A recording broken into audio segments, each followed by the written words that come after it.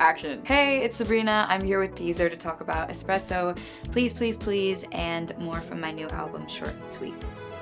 I know I have good judgment. I know I have good taste. I think when I write as someone who listens to music, and I get bored of singing the same song. So that's why I write songs that sound different from each other, and that's why I experiment with genres. And I grew up like being a fan of so many different genres. My dad was very into rock and kind of that classic, timeless Rush was like his favorite. And my mom was very Patsy Cline and Etta James and Dolly Parton. So I think that really kind of set the scene for me to love different music, to make different kinds of sounds of music and incorporate all that into one album. But I feel like this is sort of not new for me. If fans have been listening to my music for a while, they know that I always sort of experimented with sound.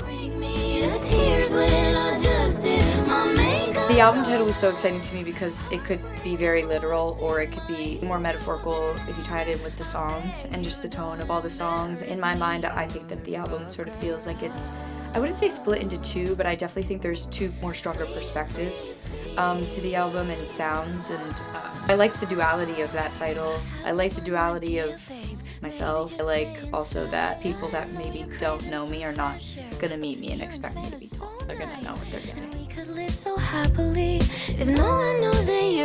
Please, please, please, or Espresso. No, I'm kidding. I don't know. I never try to like us because it never ends well for me. I just know that I connect with every single song on the album very deeply. That's a good way to go into it. I try to not tell people what the songs are about because I really do think that everyone listens to music from a personal perspective. I know when I listen to songs, I'm sort of like envisioning this like music video in my head about like how it applies to my life, and I don't want to ever like ruin that for fans and that experience. So yeah, I hope they just connect with like a song. That would be cool, but I don't have a bet yet. Send way less emails. Like, not even joking. Like, I think I subconsciously took it literally, but yeah, I really don't send emails anymore. That was a big change. I think I have a better sense of like trusting my gut and intuition. That's something that comes with age. I mean, I think that just comes with like putting out albums, but I think in the last couple of years I feel a little bit closer to myself, which is nice. Now he's thinking about me. It's so funny. It feels really lovely. I'm also like, not to be a pessimist, but I think sometimes I'm like, what about the winter? What about the fall? Like, what about the spring?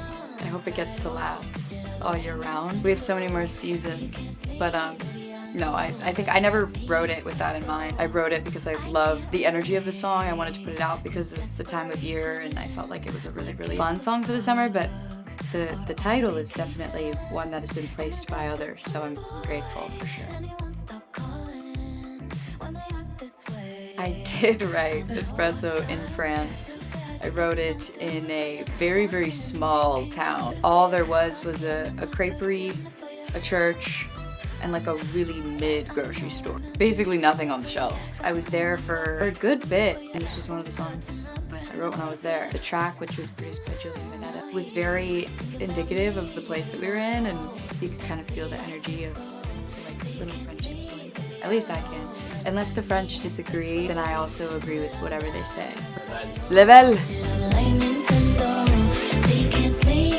It's time for the beach video. Like, I've never done a music video on the beach, and it kind of dawned on me. I was getting ready to kind of think of a concept for the song. I was like, oh, I've never done a beach music video, and that just seems like as an artist, everyone does at some point, where they're like running on the beach, or I don't know. So I was just like, I gotta do the beach video, but like, how do we make it my own? It was definitely inspired by, I would say, like more classic visuals, but like with a modern storyline, and the idea of like stealing this man's credit card and just going wild with it, and you think he's obsessed with you, and in reality he's just trying to get his credit card back. I thought that was a very fun play on the song, and just Dave Meyers, who I've always wanted to work with, directed the video and was just so remarkable and collaborative and genius. So yeah, it was very fun. I also drove the boat myself.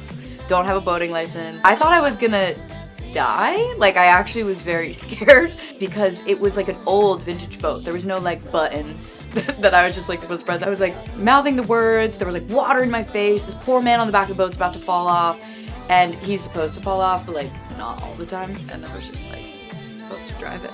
We shot the video in 2 days. The boat we did on day one, and it was the first scene that we shot. So of course it was like, hey, we're gonna teach you how to ride a boat. Good morning. I was like, okay. I know I have good judgment. Yeah, I mean, this was one of the most fun songs to write, I want to say, in my life. It was just constantly surprising me every time I would listen to it, every time we'd read a new part. We wrote the bridge a little bit after we wrote the original song, and it was so important to me to kind of have that. Such a cinematic song for me, and that's why I was really excited about the video, because I think it really helps you understand the song. If you don't hear the song, you kind of get it the more you see it and hear it. And it's my first song I've ever put out, produced by Jack Antonoff. So weird to say their last name when you like are friends with you, like, it's just Jack. He's incredible, I mean, and that's so clear in like the musicality of the song. All the little kind of fun tricks that I have throughout it are different from other songs of mine, but stuff that you'll definitely hear throughout the album. By the way, in my mind now I'm thinking of rhymes for Deezer, because this is what happens to me. Like the second I'm like, can you make an outro? I'm like, geezer, Weezer, pleaser, teaser. Thanks so much, Deezer. It's been short and sweet. Make sure to go check out my new album, and I hope you love it. Mwah. Maybe just stay inside. I know you're craving some fresh air, but the ceiling fan is so nice.